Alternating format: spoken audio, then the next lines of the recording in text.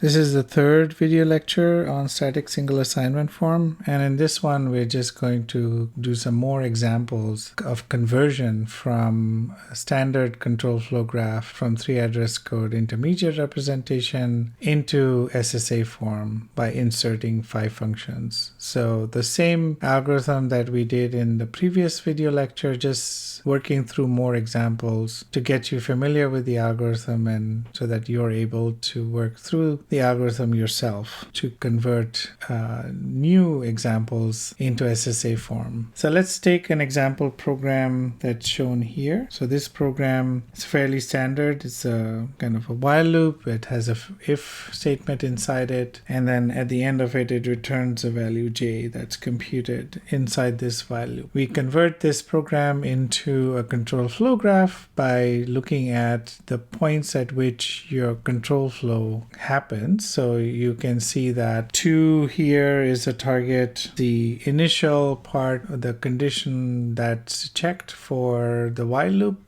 to happen. So if k is less than 100, it goes into the while loop. So that's a basic block. Inside the basic block, and in this if statement has a true or a false, and depending on whether the conditional evaluates to true or false, you do 2 different basic blocks, and at the end of it, it goes back to the start of the while loop. It's a fairly simple conversion of the program into a control flow graph. Now, the only thing sort of we need to add to this intermediate representation is that we want to convert it into static single assignment forms. When we have I equals 1 over here, and we have j equals 1 and k equals 0, notice that I don't want j to be reassigned a value. I want unique things on the left hand side of the assignment in order to make it SSA form. So let's use the same algorithm that we saw in the last video lecture. We compute the strictly dominates set, and then from the nodes that are strictly dominated by any node, you can compute the dominance frontier, and then using the dominance frontier we can insert the 5 functions. So we're going to do exactly the same procedure. Let's compute the dominance relations for every single node in this control flow graph. So if I look at the dominance relations for 1, you can see that it dominates every single node in this control flow graph, right? So it includes, well, except itself. So if you look at 1 and ask which nodes does it strictly dominate, it's 2, 3, 4, 5, 6, and 7. Everything except itself. You ask the same question about 2. What you get is 2 dominates all of these nodes. So you get 2 strictly dominates 3, 4, 5, 6, and 7. Next, we ask what are the nodes that 3 strictly dominates. You can see that it strictly dominates 5, 6, and 7 because every path from the start, from 1, every path goes through 3 in order to get to 5 and 6 and 7. Next, we ask what about 4? The 4 doesn't strictly dominate anything. It doesn't have any successors, in fact, here. So the empty set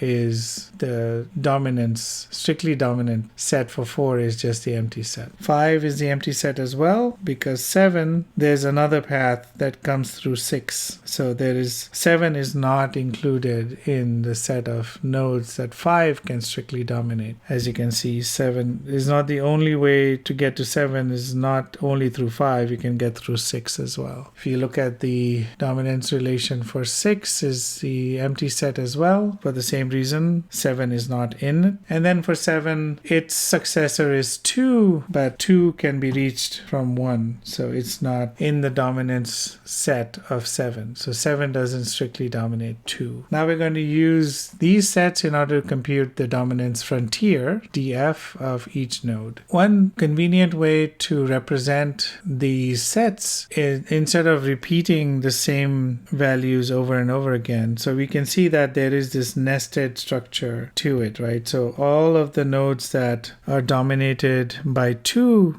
are also dominated by 1. So in order to capture this nested relationship, we can write down the sets as a tree structure. It's exactly the same information, it's just stored in a more compact way. So you can see that if I want to calculate D of 1, I would include all of the nodes in this subtree. So 2, 3, 4, 5, 6, and 7. D of 2 would be all of the nodes underneath 2, which is 3, 4, 5, 6, and 7. And D of 3 is 5, 6, and 7. And you can see that 5, 6, and 7 is under 3. So that means that 4 has to be a sibling of 3 in this dominator tree. So I can compute D1, D3. All of these values can be computed by just looking up the dominator tree. And it's just a more concise representation. All the information is exactly the same. Now let's compute the dominance frontier from these sets that we've computed over here. Let's start with the dominance frontier for 1. So the dominance frontier for 1 is the empty set because there isn't anything that it doesn't strictly dominate, right? So you have to have some nodes that you don't strictly dominate for it to appear in the dominance frontier. So for 1, that's the empty set. For 2, the only node that it doesn't strictly dominate is itself. It strictly dominates 3, 4, 5, 6, and 7, but it doesn't strictly dominate itself. You can see that it does have another path to it, right? So there's 2 paths coming in. So the dominance frontier for 2 includes the node 2, which is itself. Now if you look at the dominance frontier for 3, the dominance frontier for 3, if you look at this set here, it's 5, 6, and 7. 5, 6, and 7. 7 has a successor which is 2, and 2 is not strictly dominated by this node 3 here. So 2 ends up being in the dominance frontier for 3. Now if you look at the dominance frontier for 4, 5, 6, and 7, you can see that for 4 it's going to be empty. For 5, if you look at 5, it has an empty set here. If you look at the successor, it includes 7 is the successor for 5, and 7 is not in this set because this set is empty in fact. So the dominance frontier for 5 includes this node 7. Now if you look at 6, it's the same reasoning. So if you look at 6, it doesn't have anything in it doesn't strictly dominate anything. It has 7 as a successor, and that's why it ends up being in the dominance frontier for 6. Finally, for 7, it has one successor which is 2. So if you follow this arrow, you can see that 2 is a successor of 7. 7 does not strictly dominate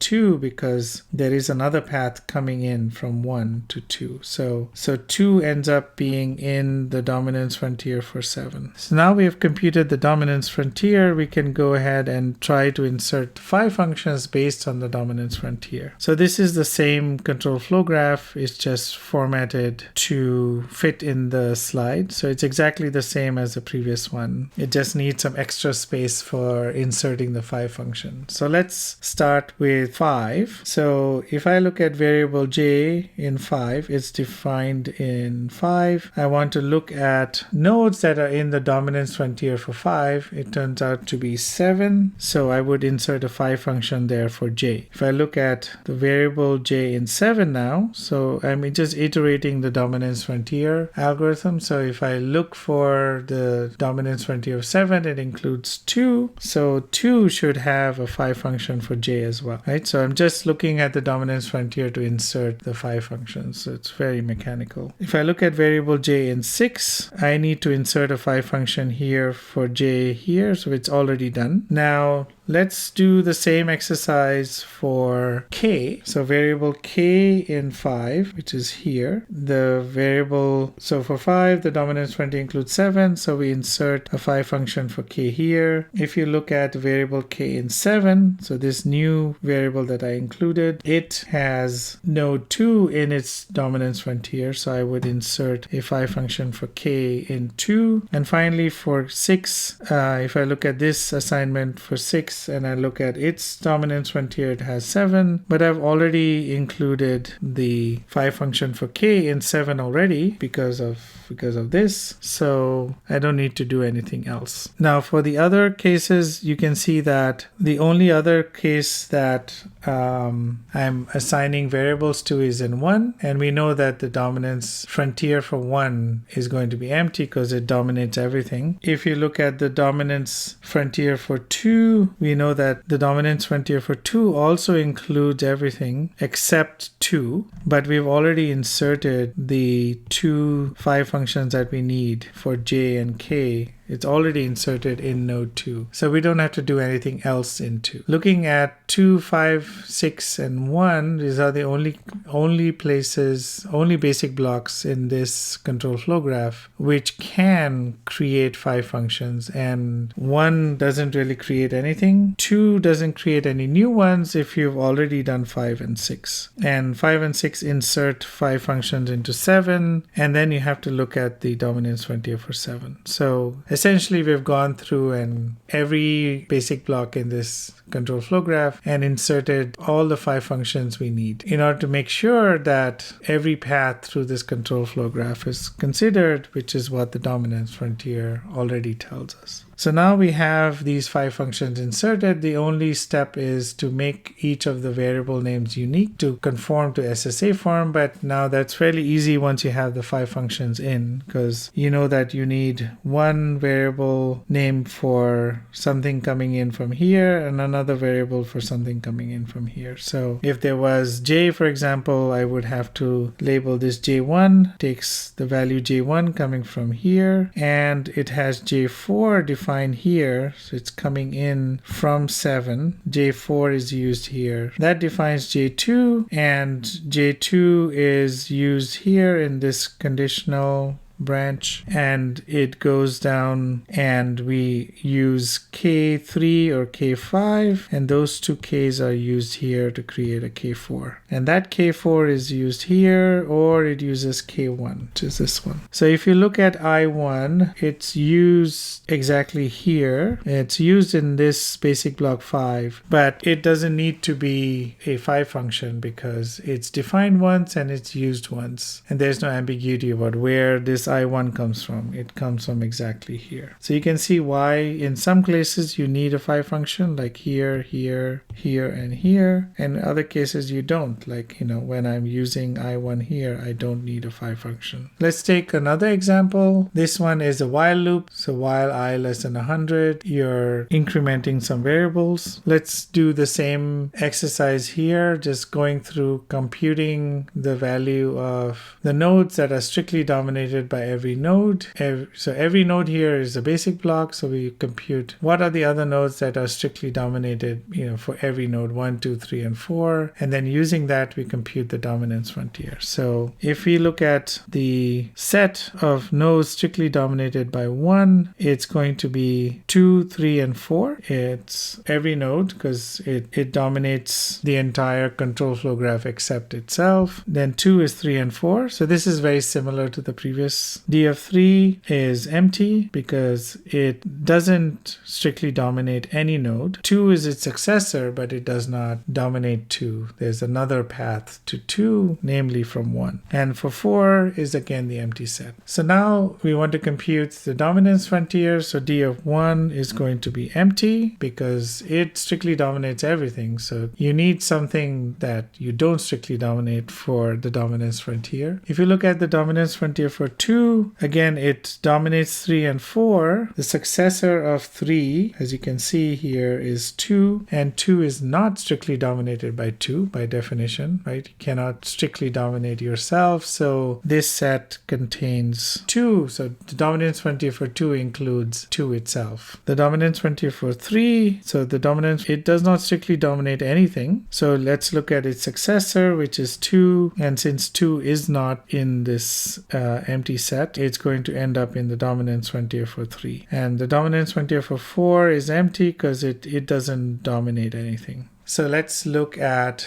the dominance frontier for all of the places that I'm using something. So I is being used here, K has been used here, I has been used here. So notice that I care about the cases where I'm using it, and I want to make sure that I'm using the right value. That's why I have to insert the phi function. So let's look at the variable ik in 1. Its dominance frontier is the empty set, so there is no need to insert a phi function based on that. The variable I in 2 is being used, and if you look at the dominance frontier for 2, it includes the basic block 2, so I'm going to insert a phi function for I there because that's what the dominance frontier for 2 specifies. Finally, we have 2 uses of k and I in the basic block 3, so I look at the dominance frontier for 3, it includes 2. So in order to make sure that the values, so actually what I'm looking for in 3 is the assignment to k and I. And in this case, I want to make sure that this assignment for k and I is, I made sure that I have to insert a phi function for both k and I in whatever is in the dominance frontier for 3, which happens to be 2. So I is already taken care of, so I need to insert a phi function for k, right? So every other case, so notice that the only node that appears in the dominance frontier for any is 2. So 2 appears twice. None of the other nodes appear. So 2 is the only basic block that's going to receive phi functions, because that's sort of the dominance frontier algorithm tells us that that's the only place I need to insert the phi functions. Now I look at the variable k in 4, but it's empty, so I don't need to do anything. Now what I do is take this and create the unique variable names that I need. In this case, I would add the unique variable names like k1, i1, and then I know that if I'm creating this phi function, i1 comes from this, and then whatever is defined here, which is i3, comes from node 3. So the dominance frontier tells me as well, like what these numbers that I'm adding to the variable should be. So I know that 3 was defining the phi function into 2, so I should use i3 here and i1 here. Similarly, I use K3 and K1 here to get K2. And then it checks if I2 is less than 100. If it's true, then it goes to basic block 3, computes new values of K3 and I3, goes back into the basic block 2, uses the phi functions to get the right values. And then in this case, I would, if it's false, I would return K2. In this case, the value that I would return is the value that was computed. So in the slide, the number was missing, so I just added that in, so it's return K2 here. There's some extra slides here that are an extra worked out example. I would encourage you to go through it for your own practice to convert a 3-address code intermediate representation into SSA form by yourself and work through it to make sure you understand the details of what to do where.